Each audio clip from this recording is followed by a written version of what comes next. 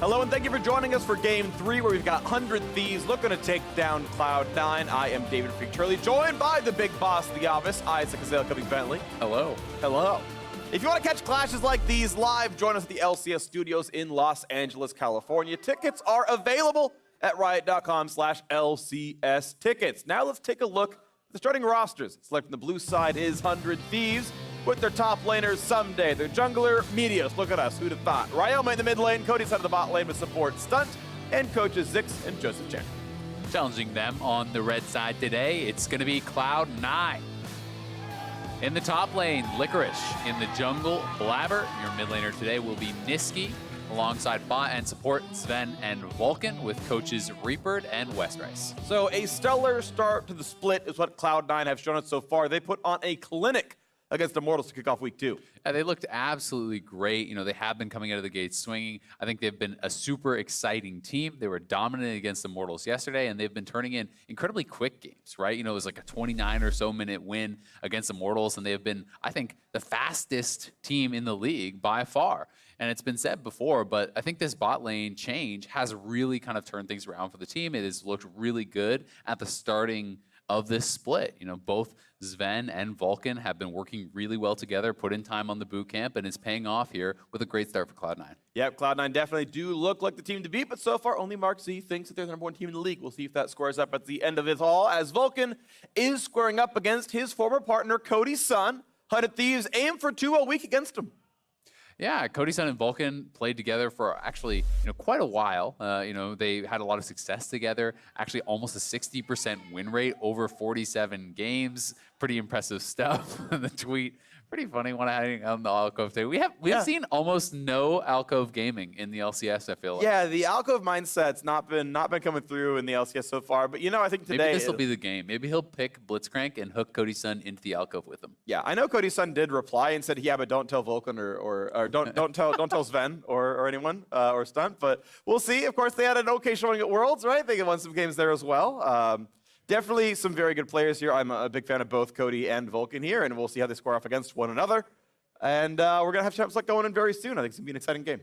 Yeah, it should be really good. I mean, 100 Thieves obviously are going to be the underdogs coming into this one. And for them, I think, people had less of an expectation of a really fast start, coming out in the LCS. I think that, all the messaging we had heard was that it's going to be a bit of a build-up for this team, that, Ryoma needs some time to really kind of come into his own on the LCS stage. But I think he looked great yesterday. He was a really key contributor for the team.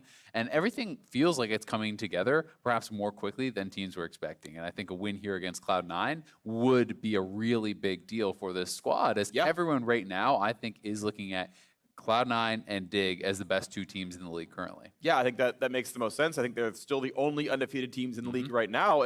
And yeah, if 100 Thieves do keep stepping up, to me, they were a playoff team and sort of a higher-end playoff team in the preseason expectations.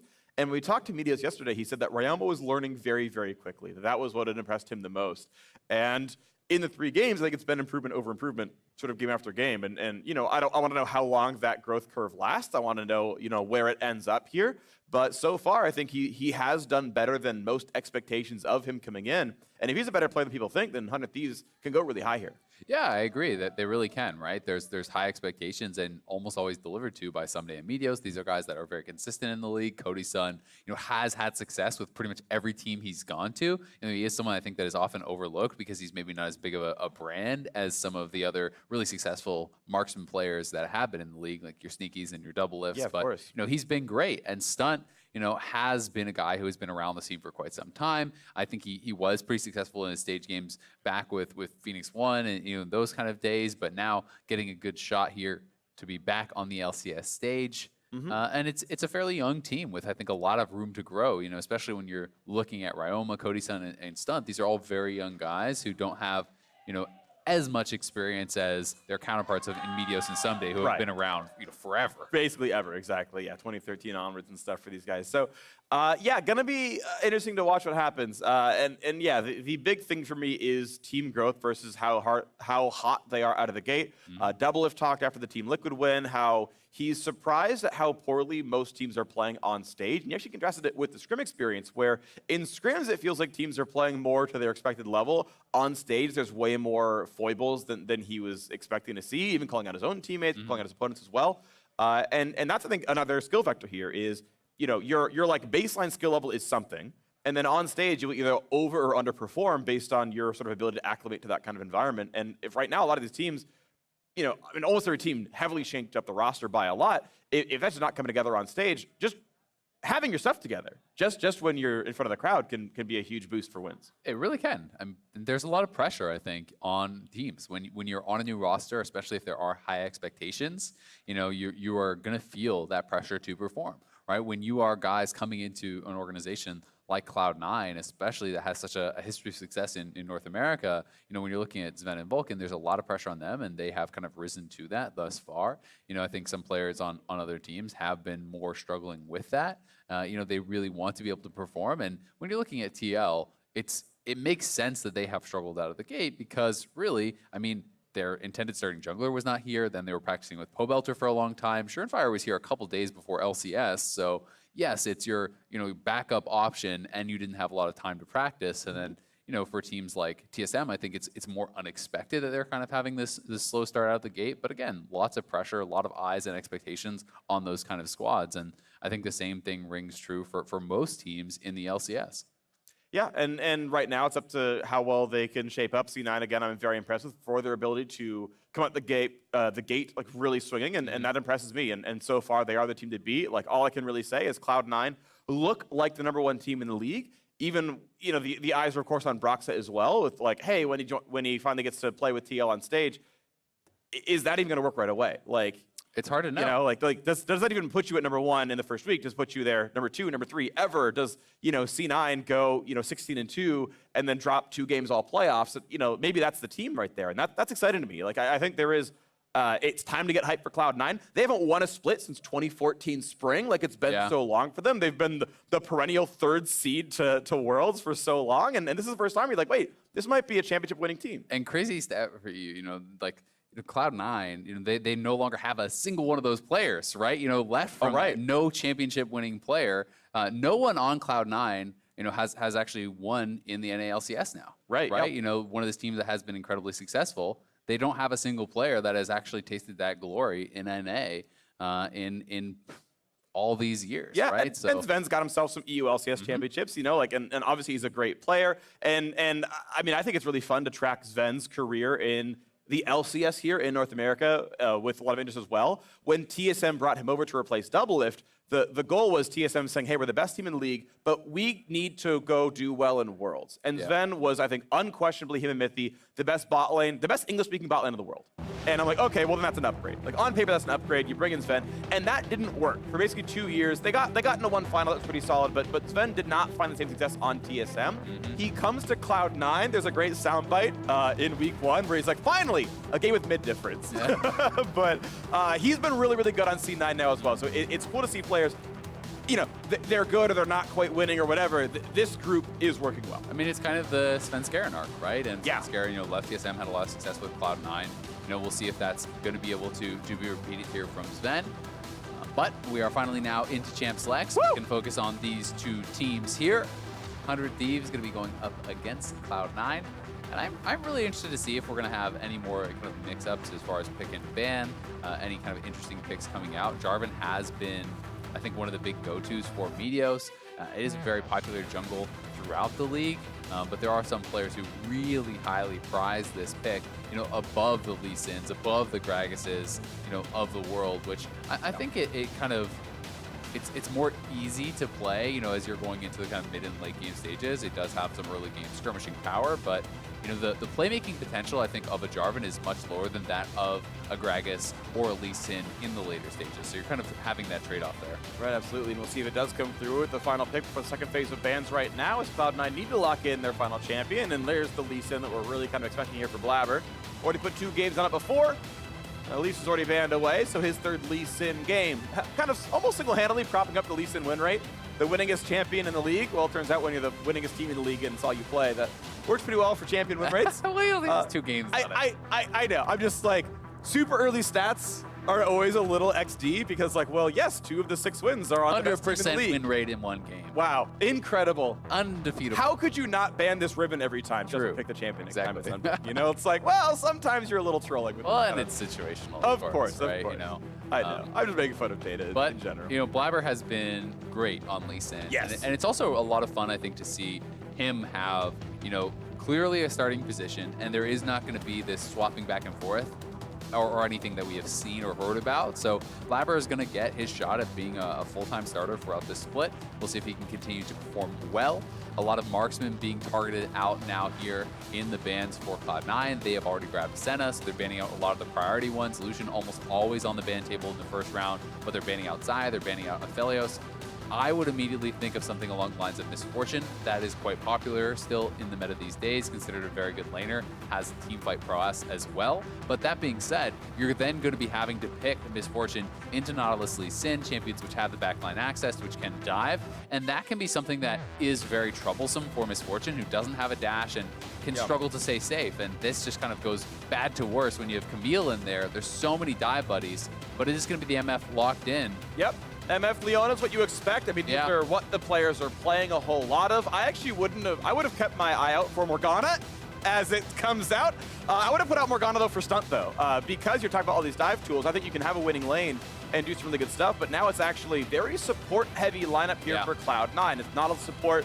Zven on Senna can put out some damage, but it's generally a more supportive champion, and Morgana obviously the same. I think Morg mid is super good. I think he's a very strong champion, obviously good in the LeBlanc matchup, but overall has a lot of good outputs throughout the game. Yeah, I mean, this was kind of one of the old school counter picks into LeBlanc. You know, you do have some very strong interactions. You have incredibly strong wave clear with the W max, which is almost always what you will go for, you know, in that mid lane. Once you get a handful of levels, you can really start to have LeBlanc pushed in under the turret. If LeBlanc distorts forward, you can answer that with a binding. You have the black shield to actually immune the root coming out from the chains there. And you are going to be, you know, very powerful at supporting and protecting the Senna or even the Camille, who's going to be able to kind of go forward in some of these team fights. You know, Senna can sometimes be very vulnerable to champions like Leona, but when you have this Morgana with the super powerful black shield, you know, amped up by all the AP later in the game, well, it becomes very difficult to actually break that for a Leona, and then you're becoming dependent upon, you know, LeBlanc getting back there too, and that can be really tough. Yeah, and you're expecting, of course, the side lane fight to go pretty well. Camille, of course, getting the counter pick into Aatrox. This is another game where we've seen a team get counterpick on both solo lanes. Very frequently, you'll see a blue side draft where you just go jungle bot lane in 1-2-3, and then trade a counterpick for a counterpick, and you go there. 100 Thieves went for the early Aatrox, went for the early LeBlanc. Well, I mean, they had to at the very end. You had to pick LeBlanc at some point, and double counterpick for C9 should look very good on all the solos. The bot lane, again, can look pretty nice as well. They got the priority pick on the Senna, so power pick-wise, you have to assume this looks good for C9. Yeah, I really like the draft for C9. That being said, I do think it is low on consistent damage. If you have a poor early game, you can sometimes get run over with these types of compositions where all of a sudden you're just not actually putting out enough damage to burst people down. Things like the Aatrox and Leona, and as well as this Jarvan flying forward can be very problematic for, you know, the Senna to actually really kind of work her way through. Yeah. Also worth noting, this is going to be a Dark Harvest Senna. So we have been seeing almost exclusively Glacial Augment. That is mostly about, you know, that kind of stacking up of the souls, being able to land an auto into a Q for that 2-hit combo. Dark Harvest is, you know, higher damage, of course, but you do have to trade aggressively to really get a lot out of it, because a low stacked Dark Harvest isn't actually adding much damage later on in the game. So we'll see if they are going to be trading more aggressively, playing more aggressively as a result of this summoner to try to really get a lot out of it. Yeah, I mean, they're going to try their very best, of course, to do so. And I know last time we saw the Dark Harvest, it had, I think, 2 harvest stacks at like 25-ish minutes, which means the Keystone is used literally twice. Not the most strong, but you know, you mentioned the team being a little bit low damage. Dark Harvest can help just a little bit in getting through that difficulty. And this is going to be a 4-man invade. This is actually a double sweeper start. So they actually used Nisqy's sweeper to sweep out that side lane ward. Then they sweep all the way in here for Vulcan, and they know this has not been spotted. It may be sussed out simply because of where that first sweeper was used, but pretty interesting. They do spot Vulcan and Zven coming back to lane. So they are going to know exactly what's going on now, just based on the direction that they actually came through. Meteos will run straight to the red buff, and 100 Thieves did get the shove in that bot lane, so it is going to be some CS missed. They're going to try for a fight right here. If Nisqy can find a binding, maybe. Gets the slow, walks away. Curse, keep in mind, Glacial Morgana, so the auto attack slow can set up. Also, Jarvan was not seen going into this red buff. He jumped over the wall to EQ, so despite the wards, he got to bypass all of them, and Blaber knows his red is gone. Yeah, Blaber just tried to run straight red to red, so he was hoping that Meteos was going to be a little bit slower. Had Meteos gone, say, blue to Gromp to red, he would have actually gotten there in time to stop that and get that 3-buff start. But because Meteos knew what was going on, ran straight for it, he is able to grab the opponent's red buff and stay even as far as those go. A little bit of poke right there. Again, Nisqy just pushing up a little bit and finding some room for harass. Oh, dropped his first CF in the lane. Now a trade comes in. Ryoma gets the electrocute off, and a nice bind. Nisqy gonna find some good damage here. Yeah, good bit of damage. And the W cooldown is going to be reset for every tick on cannons as well as champions. So you're seeing that he's trying to place that so that it is always on the cannon if he's not going to be able to hit the LeBlanc to keep the cooldown low and maintain the push. Also worth mentioning that it is Glacial Augment on the Morgana, so this is going to be the Super Soaker Spooky Ghost type setup. That is going to help with their engage, be able to scout out opponents, be able to slow them down for potential Nautilus or Lee Sin engage, or even for that follow-up from Zven. For now, slightly defensive skill ordering, gets Black Shield on 3. I think it's probably correct when you're against a matchup that wants to fight you and a Jarvan that wants to knock you down. Of course, Ryoma is the only one with enough magic damage to get rid of Black Shield, so he has to beat the trip. Yep, there we go. No root, gets one himself back though, and Nisqy wins the trade. Yeah, and that's one of the reasons it's considered such a good matchup, is that you can always use that Black Shield for the second half of that chains. That's where a lot of the damage is, and that's also where that root is going to come through. So being able to immune that, pretty big deal. It also has felt like so much of the game really has been about pushing lanes. Can you actually get priority in your lane, be able to shove, and allow your jungler to get access to things like the Rift Herald, to get access to things like that Dragon, and Morgana is really going to excel in that regard. It's just not much that LeBlanc can actually do to kind of out-wave clear Morgana. All right, now we go and look at the game state once again. Early laning lead to Cloud9 side. Some of that is pushing waves that have not yet been answered just yet, but you're seeing 7 CS difference up in the top lane, 10 in the mid without 10 there. Even the bot lane looking pretty solid here, so you gotta say good start to Cloud9. As this wave gets pushed in down here, Zven and Vulcan doing just fine, and I'm waiting for Cody and Vulcan to hang out in the outfield together. Yeah, it was a nice start, though, from the 100 Thieves bot lane as far as they actually kind of got that early recall off. They pushed in their opponents very heavily, so went back to base, double Doran's already purchased up here for Cody's son.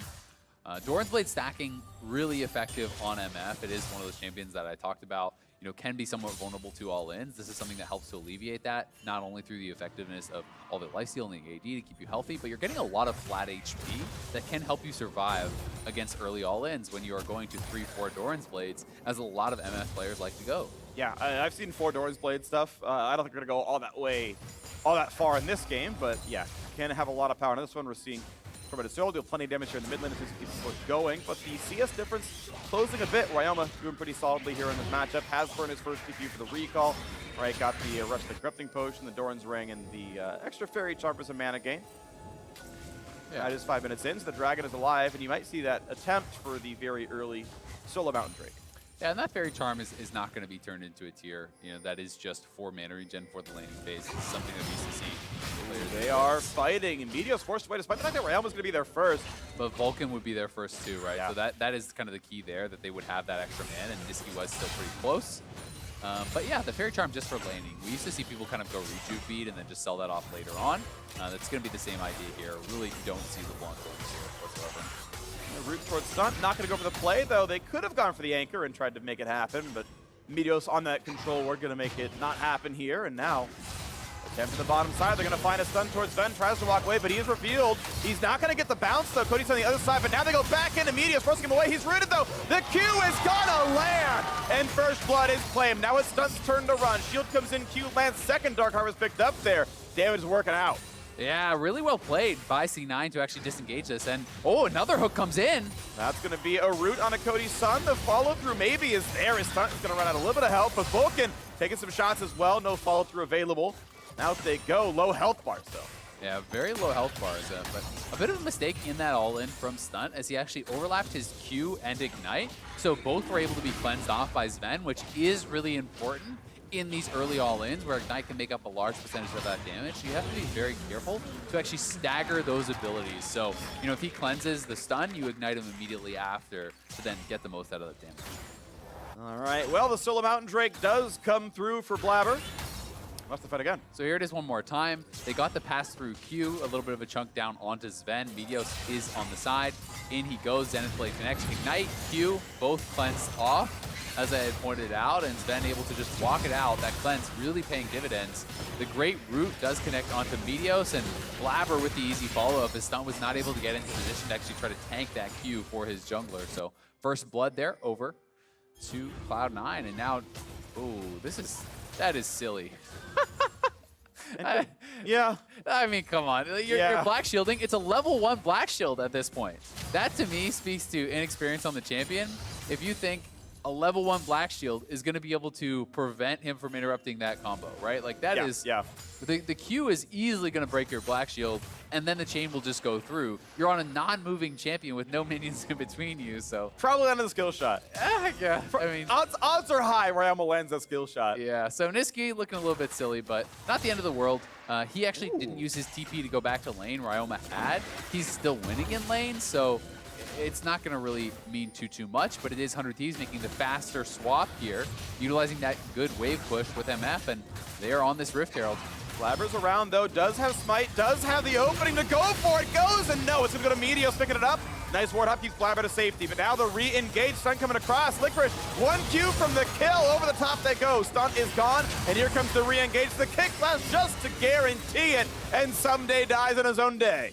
Yeah, they get 2 kills there for the Rift Herald. Good job by 100 Thieves to actually secure that, to make sure that Blaber wasn't able to steal this away, but still pretty costly. Little adventure there for them, as they are going to lose that. And now trying to go for this blue buff. Further shenanigans, slows are on, decent damage. Cody Sun not level 6, the flag, and Meteos, with, I believe, Red Smite gets the rest of the damage, picks it up, one on the board for 100 Thieves. Yeah, that trade back, pretty big. They do still lose that blue buff, I believe, but they are at least able to get a kill back for themselves, and we'll see how much can they get with this Rift, because that is a pretty big investment. You lost multiple lives going for it. You know, you lost kind of control of mid lane, and you are pretty far down in gold if you're 100 Thieves right now. So this really had to work out for them to kind of hang on in this game. Blaber goes in with the Q plus Smite. Let's see where he gets down to. Wow, yeah, Meteos just smote a little bit earlier. Blaber wasn't able to get his off, so great Smite there from Meteos. But then C9 is all here. They are stronger at the moment. Licorice flying in with that Senna ultimate layered over top to give him the safety to actually do so. And then just a great kick flash, you know, sectioning off the odd man out, as Ssumday was off to the side and away from his team. So a couple kills do go C9's way, and they're up a pretty significant amount of gold here at 10 minutes. Alrighty, 1,800 gold and a Mountain Drake, which one thing I do want to bring up about Mountain Drake is I would argue that it is better than Infernal in almost any comp as a one-of. So if you're, let's say, Nautilus, Infernal is actually nothing for you, right? Like, you don't care about getting 6-8D in, like, one ability power. Yeah. It doesn't mean anything. But Mountain Drake multiplies your base stats. And champions scale up to about 80 armor and 450 magic resist natively just by existing. So literally every champion gets a non-trivial amount of extra durability, so that even if none of them buy Stone Plate and none of them buy any more Chain Vest, they're still getting more durable. Yeah, I mean, I can definitely see that, right? You know, Infernal is not a big multiplier anymore. It is just the 4% ADAP. You know, I think there are some champions that kind of uniquely get more from that. You know, if you have a Veigar or a Jhin or things like that. But in general, yeah, Mountain not a bad one-off dragon. In general, all the Season 10 dragons are much less powerful than they used to be in Season 9, though. So it's, you know, kind of that time investment or try to get the soul later on, as Cody has been really good at actually prepping these minions to try to get the angle on the Q pass-through damage for Zven, but able to heal that off pretty easily. Looking for the play, nice anchor into the root, but Aftershock is on. There's a stun. They're gonna knock down Blaber and go for more, but first off, the stopwatch there. Vulcan running the ult, timed perfectly for Zven, but Vulcan stopwatches as well. Ryoma, can he find the last little shot? The shield comes back in the heal, and finally out of the turret. That's a 2 for 100 Thieves. What a fight. Really nice turnaround there. That was the C9 play they are engaging on, but Blaber had no flash. Gets locked down by Stunt, with Cody Sun in a great position to channel that ultimate, and Cody Sun's MF ulti got so much work done. as we will have Yeah, that's not a real fight. skirmish, perhaps, back and forth there, but yeah, 100 Thieves get the kills, and they also get turret plates up on that top side. So the gold gap closing quite significantly. It was just closed by a good 500 plus gold there. So going to be feeling pretty good about that as Cloud9, Blaber right back out on the map, and they're looking for Ssumday here.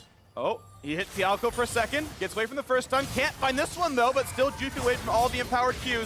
Ssumday not gonna find anything more than a single knockout, flashing away, but the Q's already landed. Blaber trying to find that fight, but without flash and without kick, can't secure that kill. You're gonna be pretty happy about that if you're Ssumday. Licorice missing the stun meant that he actually felt he had to flash backwards, had to get out of there, was nervous about a potential trade kill and a reset on that ulti, and Blaber in trouble now. Gonna find the root into the follow-up, and Cody's son goes down.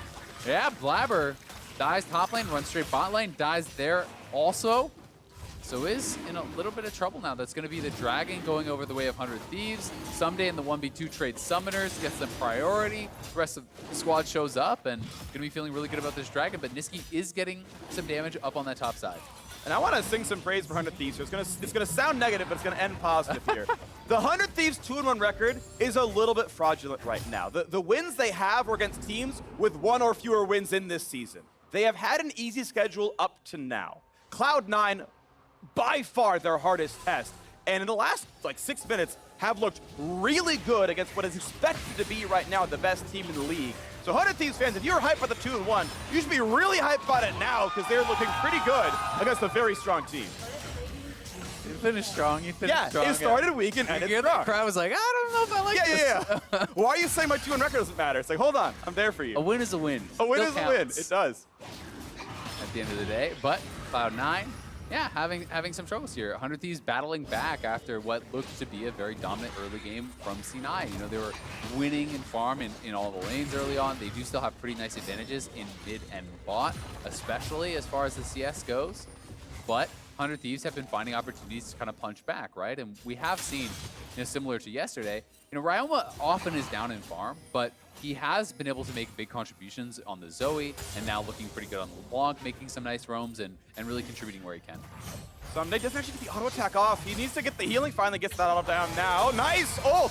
Jukes the third Q. Here comes Sen ult over the top for the shield. Ssumday dodges the damage, but can he get away? There comes the second stun, and Licorice takes the kill. Yeah, and that right there is demonstrating why that can be such a tough matchup for the Aatrox. That third Q is so much of your damage, and every Camille worth their salt will be looking to ult that to avoid that damage. And now it's Cloud9 engaging here mid lane, Nisqy coming in. The fight coming through, a kick back, gonna get him away from safety, nowhere else to go, and Stunt's gonna fall. Yeah, that Senna also really does help when you want to look for side lane plays. Licorice going to have additional confidence to actually look for that. The Camille ultimate locking you in, increasing your chance of actually landing the damage on Ssumday, and also guaranteeing you will get that shield over onto the Camille. So with that, in addition to the fact that you're actually ulting and immuning that Q3 damage coming through, becomes very, very difficult for Aatrox to ever get enough damage to actually take down that Camille. And that is going to go to worse as Cloud9 look like they should have this Rift Herald. And Licorice likely has gold for Triforce, or very close to it. Yeah, he's got to be really close to that mark right now. It only costs 300 gold to combine from that point. So, take a small bit of a wave, and then you're going to be there, and we can see that bot lane fight again. Yeah, so here this is one more time. He's waiting in the brush, down a level, but does start this off very well with the stun, able to actually proc the auto for the passive, levels up off of one of those minions, so then even on the level 10, just trying to avoid as much of this damage as he can, and watch as he does hold. As soon as Q3 comes out, you're going to ult reactively to that, and then look very aggressively for this, calling in for the Sen ultimate, knowing that there's no way for Ssumday to actually escape from that. Yeah, I'm still sad Ssumday managed to Q too early. He prevented his first passive auto from actually finishing the animation, and then landed 2 more Qs afterwards. That cooldown later than it should have been. May have had a chance for a second heal at some point in that fight with the ult on. It is possible, but it didn't seem very close. Yeah. Maybe you can slink away to the turret if you can get one more, but I don't know. This early in the game, it can be very difficult. And maybe dropping all the same, but we're going to see the top lane split push happen for Ryoma. Going to find some gold for himself. Mid Herald charge comes through. First for the game by about a second. By a full second, C9 gets first charge down the mid lane, and they might look to push even farther. Not a lot of defense. Going to get a single charge. Almost always. Then throw it at 1/3, and out they walk. Yeah, Ryoma waffling a little bit, unsure if he wanted to try to come and join or stay up to top lane. He does decide to actually just go right back to that top lane to push out another wave. And meanwhile, on the bot side, Licorice going to be able to take down that tier 1 Cloud9, looking to reset and I think get it out on the map to try to prepare for this next dragon that will be coming up. Good game state right now. Cloud9 resetting with plenty of time, right? A full minute for the Drake. That's when you ideally want to have the recall coming through. It gives you time to fight for a wave control, fight over the wards back and forth, then be in position, everything else. Anything less than this, it gets a little tight to drop something on the play. So really good heads up by C9. They got the catch of the turret gold, knocked out extra control wards, and then they're ready to go to set this up. And you'll notice, some of the buys coming through here are pretty big. Triforce completed plus a stopwatch. Stopwatch ready for Blaber also here. And there's no stopwatches, that are actually ready on the other side of the map here for 100 Thieves. So this is going to be a big advantage coming into this next team fight, especially on a couple of your divers who can play much more aggressively at this dragon fight, knowing that they have a stopwatch to buy time and really kind of waste the time of the carries like Cody Sun, who's going to have to do a lot of heavy lifting if they want to win a team fight. A little bit of poke right there. Want to point out triple Ninja Tabby on 100 Thieves. They have heavily itemized against the mostly physical damage C9 lineup. I think Morgana can be a very high damage champion, but when you're going for the GLP build, it's not quite the same. You're not getting, electrocute chunks down. So I think correct to mostly ignore MR. Flash shield on Vulcan, not going to get hit there, but that's now a short cooldown. Yeah, I think they're going to be very effective, and Cody Sun has picked up a stopwatch, so 100 Thieves will have one on their side. But it's the engage coming in onto Stunt. TP coming in from Camille. Okay, and that's without the Aatrox here, so 5v4. Can they find the ult? Can they find the engage? Looking out towards Meteos, gonna get the ulti onto him.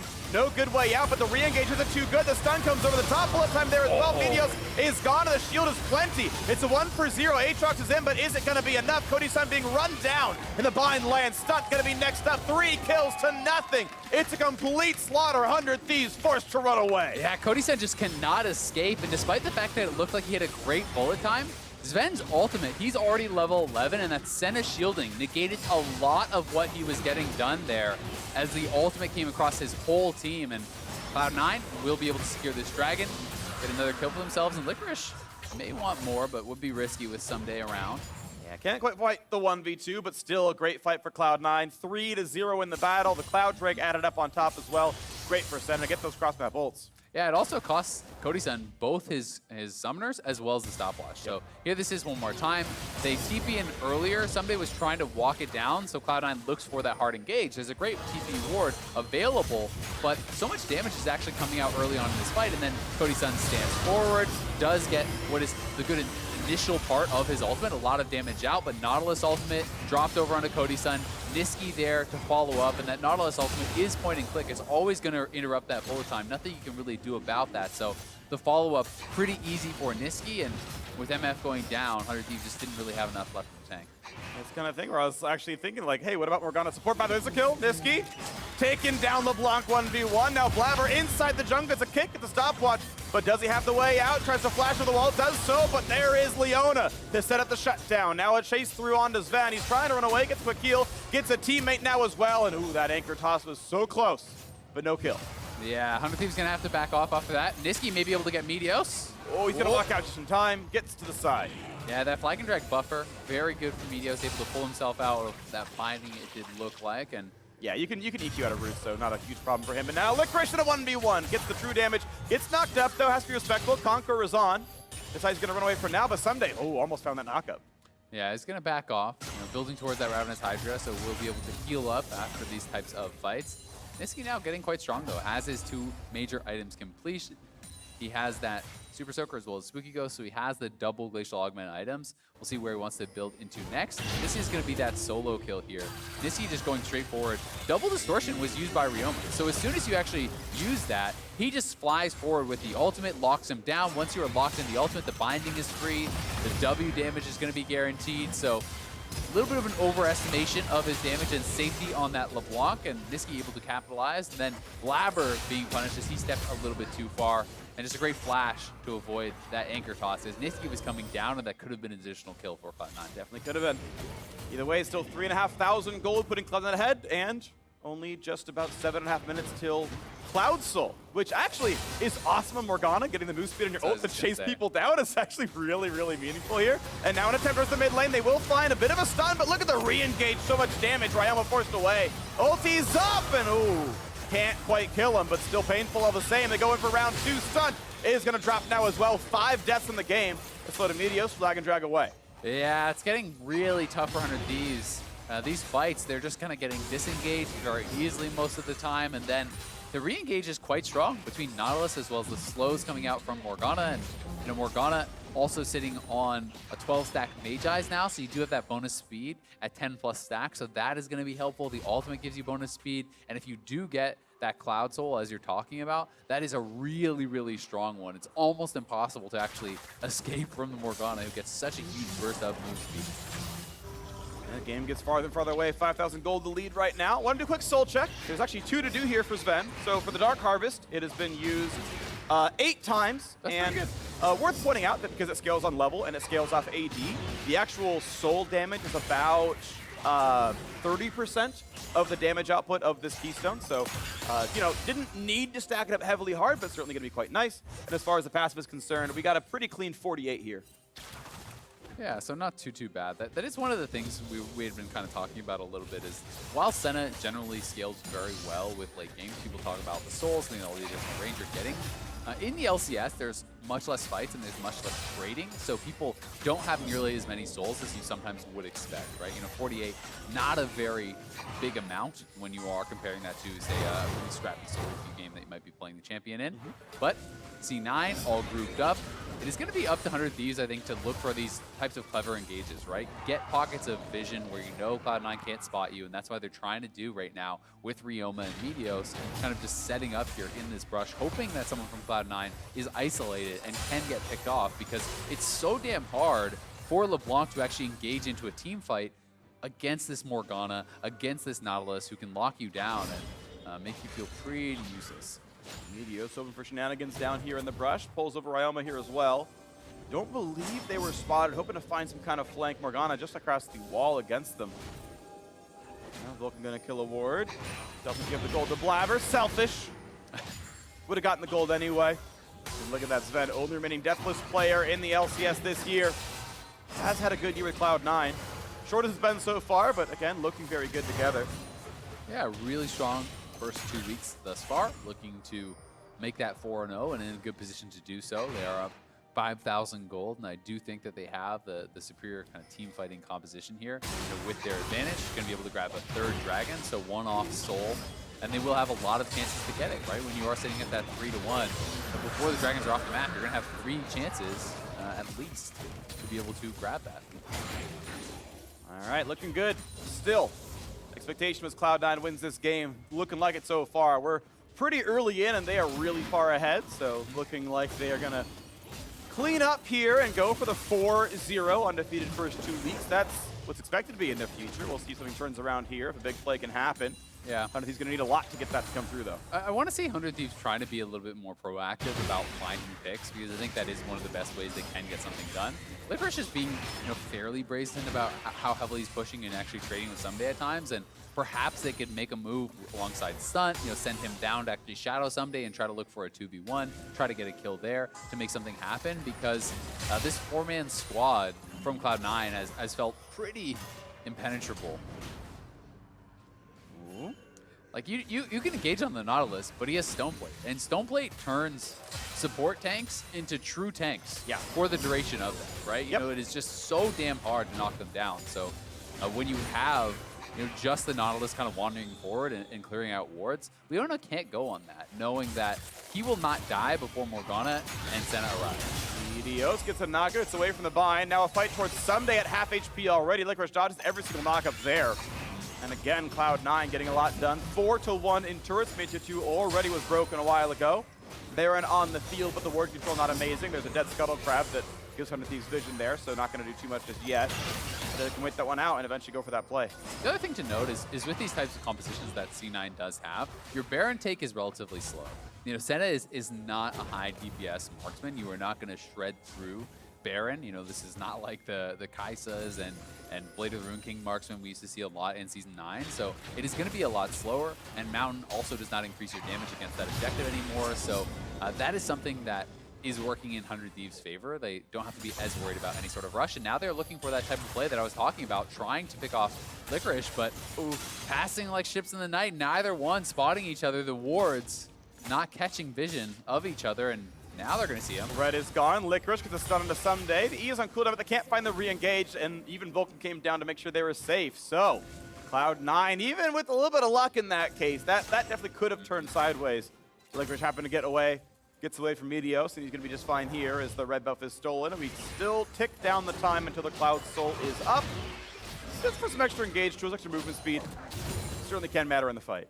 Yeah, it really can, right? I think not all the champions get a ton out of it. I think Morgana really is the best for it. Camille, great, you got move speed, but they're locked in the circle. Yeah, with you. the thing anyway, yeah. You know, Lee Sin maybe can run away or something after you kick them. Nautilus, you can run in a little bit faster to follow up on your engage, but, you know, Senna getting very little from that if you're looking at, you know, those champions. Yeah. Because you are kind of locked in while you're ulting, and the move speed becomes less necessary. But, of course, the 10% flat move speed, I think, is one of the most prized parts of that soul. Yeah, I think it's more of the overall power. Now there is a fight down to the bottom side of the map, and half health on both these top laners. A big hold over on a Ssumday, trying to run, and Death's Dance was enough. So Zven gets the kill credit from across the map.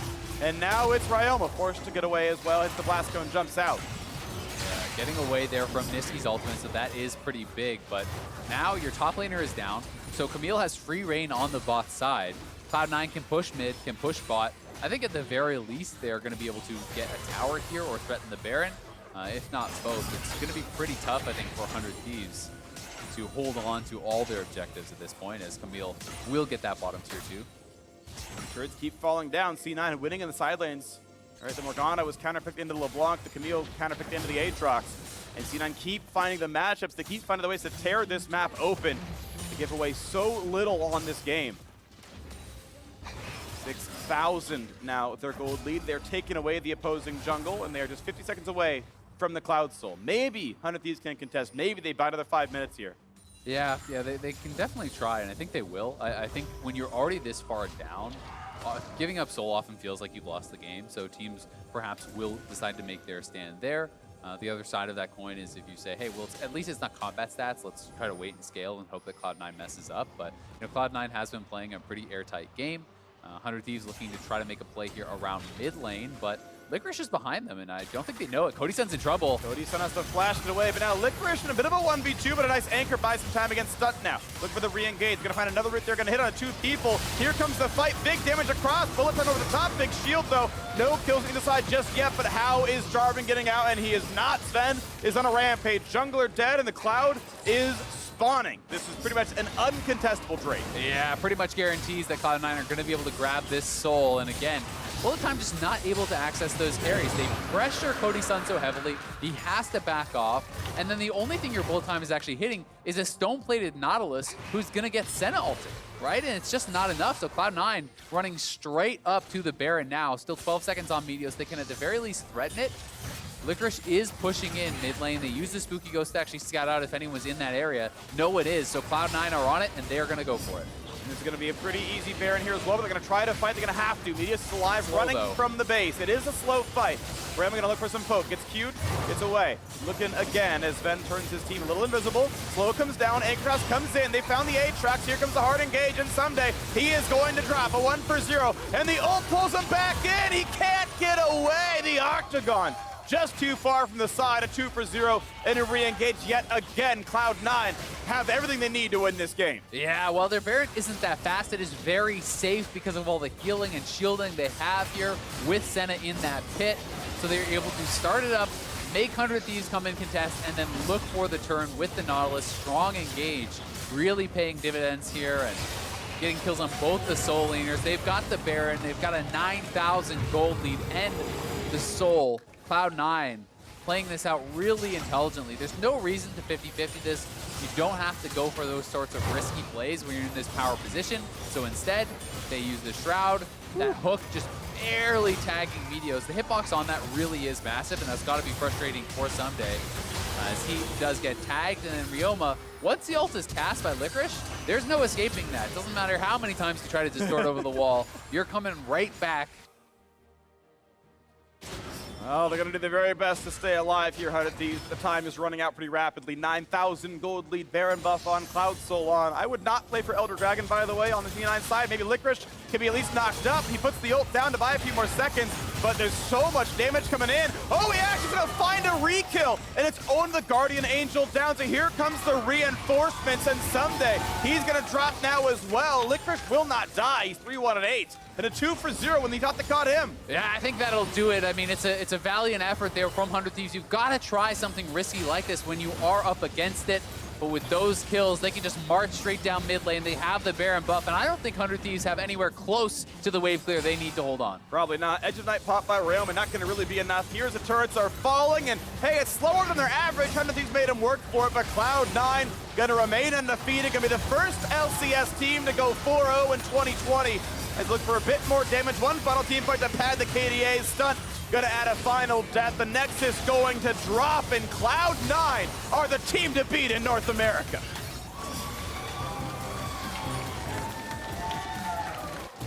Four and 0. It's been a hell of a couple weeks for Cloud9. Gonna be really happy about how they are playing here on the LCS stage. And I've got to say, this one felt like a bit of a draft kingdom to me. It felt like Cloud9 really had their opponent's number. I think the picks were incredibly intelligent. The last pick, Morgana, very unexpected into the LeBlanc, and it felt like it shut down so many of the options that 100 Thieves had. They had side lane advantage with the Camille. They had support for that Camille to play even more aggressively with the Senna. They had, a pushing and winning mid lane that is more useful in the team fights with the Morgana. It just felt like they had kind of checked all the boxes, and they played really well with that to close out what was a very clean game, it felt like, start to finish. Looking really good. KDA King Meteos when he entered the scene here on Cloud9 himself, but Zven at the side, deathless in 4 games. Probably the KDA King of probably the world professionally so far right now. Doing absolutely amazing. Nisqy is happy. The whole Cloud9 squad got to be happy with the fact that, they did drop a lot of the old roster, right? You dropped your MVP, right? Honda MVP Sven Skaren sold off the Evil Geniuses. Their old support was Zazel gone. They signed Zven from DSM. Nisqy, their longest standing member. Right, to drop Nisqy. But this is the best C9 has looked maybe since the 2013 run. Now, we're only 4 games in, right? But you beat the defending champions. Asterisk, I know. You haven't played Dignitas, the other undefeated team yet. Asterisk, I know. But C9 look very good. Yeah, they look very, very good. And I think that they are playing the best of any team in the league thus far. Yeah. We will have to see how this shakes out. And you also have to remember that they were 1 game away from winning last split. Yeah. Right? Against that defending champion team who had won 4 in a row at full strength. So it's not as though they were a slouch team in summer. Of course. With those players that they had. Time will tell, because really at the end of the day, you can have a great regular season, but it comes down to how you're going to perform in that postseason. Can you take down TL? Because that's what everyone wants to do. Yeah. And they were 1 game away from doing it in summer, so the only way to be better than that is to win. I know, it's so weird. Like, to me, it's like, if you're watching, I think C9 fans are going to just continue to have that little thing where people won't give you the full credit because, like, well, they look the best team in the league. Yeah, but TL's not full strength. It doesn't count yet, right? And I wonder when they will get the full credit because when they beat TL in the finals. Well, I know, right? That's I think the only time any team will get that credit. Because TL has won 4 straight, right? Sure. They have dominated the league. They've clearly been the best team over the last 2 years. So whether you're Dignitas, whether you're Cloud9, whether it doesn't matter who you are, no one's going to say you're better than TL, I think, until you beat TL in the playoffs. And that's just interesting to me, right? Is the fact that I think it's okay to believe it in your own hearts for the C9 fans. Like, you want to believe you're the best team, go for it, right? And like, I'm there with you, I'll support you and all that. That's fine. But the rest of the league community will not give you that. I got your back, all right? Yeah. Every fandom, I got your back. If you think you're the best team, I got your back. It's cool. You can bring that one out there. But yeah, it is interesting to me that they won't get the widespread recognition until Broxah joins the league, and that just like hangs over the head of the C9 storyline, which I just find really interesting. Now, for more on Cloud9's 4-0 start, let's send over to Gabby and Cloud9's longest standing member. Thank you so much, Freak. It feels kind of weird to say that you're the longest standing member because I feel like for so many people watching, they've gotten to see your entire journey so far. So my first question to you, C9, obviously doing really well so far, and a lot of that comes down to this objective focus. It feels like you're hitting check marks in a way. So as far as your preparation with you and the rest of the team, how much is that macro focus a part of these overall victories? I mean, I think our back row is really good, but you can't macro if you don't win lane. Like, that's kind of the thing. I think that like our 2 biggest strengths is that 1, we're all really, really strong laners. And then 2, because we win lane so often, we're able to practice like the proper macro for closing out games like all the time. Just like in scrims, mainly like on stage 2, but that's not really like where you're practicing. So I think it's like win lane then macro focus for us, and it's not really like macro first. Well, speaking of laning, you even had a moment early on with Camille using the stuns effectively to be able to get those one-off picks. So as a laner, and especially with the discussion around top lane and how impactful it can actually be within the game, how confident are you feeling in your contribution as the veteran status person on this roster? I mean, I feel really good about my play right now. I think that for me, the way I look at top lane is you're kind of like the team insurance policy, where if things go badly on the rest of the map, then if you're doing well and you're up levels and you're playing well, then you can like help carry the game and you can put resources into top lane, but you're more of like a secondary carry, which I really, really enjoy. And also you're just on an island a lot, which like I love the 1v1, so I'm really happy with it. Well, and thinking about all the pressure on Cloud9, a lot of people are looking back to 2014 and thinking, oh, that's the last time they ended up winning a split. Let's see them do it again. And while that's the history for the org, being that you weren't around at the time, do you feel as connected to that because of just everyone around you? Or do you feel like you're in this whole new era? I think for me, it just feels like a new era. I don't think I'm trying to win it again because I haven't won before. Like for me, it's just like I want to win the LCS, and that's like definitely my goal for spring split, summer split, and then do well at Worlds is like obviously the goal after that. But like I want to win the LCS right now, and it's just like it's gonna be my first time winning, so it's weird to say like I'm gonna win it again. Yeah. Well, and speaking of winning, your team and Dignitas, the only two to have only wins at this point in time, how much does this align with your original expectations? I mean, I was definitely nervous. I think like anytime you make roster swaps, it's always going to be like scary because it's like it's unknowns coming in. You don't know how well we're all going to like all the players are going to mesh together, or like how people really are in a team environment. But so far, like it's been really, really great. All my teammates have been working really hard, and I'm really proud of all of them. Well, from an outside perspective, you can put those worries aside because I think all of the fan base behind Cloud9 is very proud of what you and the rest of the roster have been able to do so far. So thank you again, Licorice, for joining me over here. But we are going to be taking a break. When we return, it's Immortals versus Golden Guardians. So stay tuned.